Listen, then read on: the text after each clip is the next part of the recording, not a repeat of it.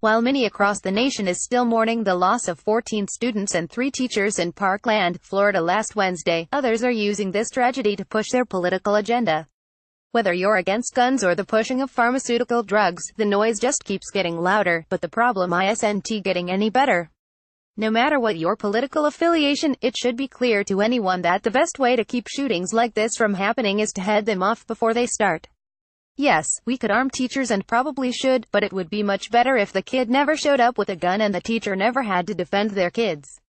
We can all look back to a time when this was unheard of, but the question is, what was different? According to NFL tape Benjamin Watson, it has very little to do with the amount of drugs or guns on the streets, and more to do with the hearts of the people who would use the drugs or guns.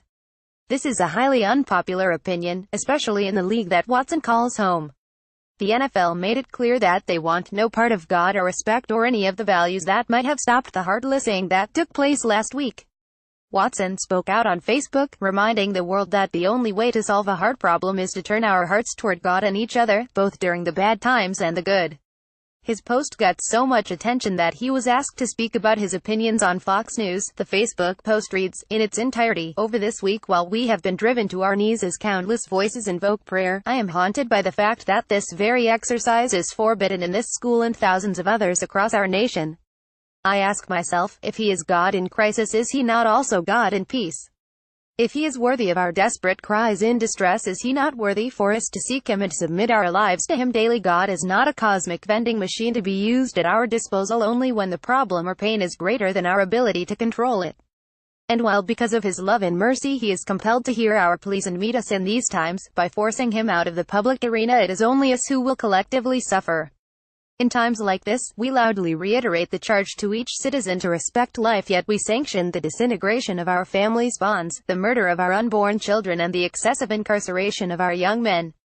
Even now, the climate in this country is tense and toxic, with accusations and conspiracy reaching the highest levels of our government.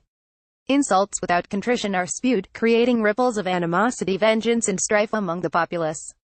Instead of staunch, fundamental yet respectful disagreement with the other side, we hate the other side and have no qualms about expressing it in the most descriptive and vile ways in written and spoken word. We are too proud to apologize and too angry to forgive. We lie and omit truth, cleverly selecting words and phrases to fit our narratives and support our agendas. We encourage a lifestyle of relativism, free expression, and a capricious standard of morality that is based on whims rather than wisdom. We condone and sometimes celebrate violence and abuse in various forms.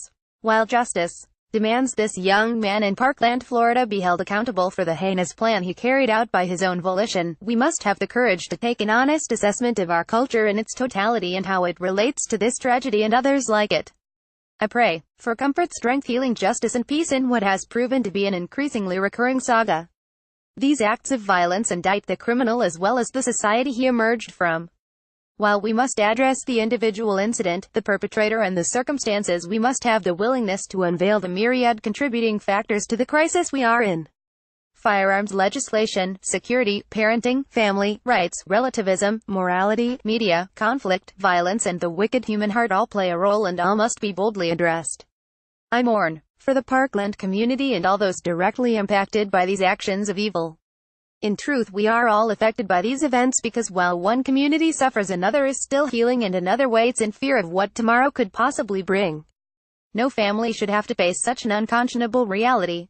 Watson's assessment is one that many would agree with. We have removed every possible good influence from the PC culture and left kids with the notion that feelings are the most important thing in life and the only acceptable religion is one that glorifies violence. We've told kids that they should always do what feels right. Well, to one 19-year-old, what felt good was making other people hurt. Perhaps, instead of setting kids free in the world and telling them to chase happiness, no matter what, we should give them a mission and purpose in life. Teach them that there is a right and a wrong, and maybe, just maybe, they won't do the wrong things. This is the unpopular sentiment that Watson was attempting to convey, and one that has continuously infuriated the accepting left. We've tried it their way, and people died. Maybe we try it this way now. HT, Fox News. Follow us on Facebook. From the web powered by Zergnet. Awkward Olympics wardrobe malfunctions. You can't unsee the real reason you don't hear about Leanne Rimes anymore. The truth about Chip Gaines. This figure skating move was too provocative for the Olympics. Olympic figure skater handles wardrobe malfunction perfectly. Here's what you didn't know about Megyn Kelly.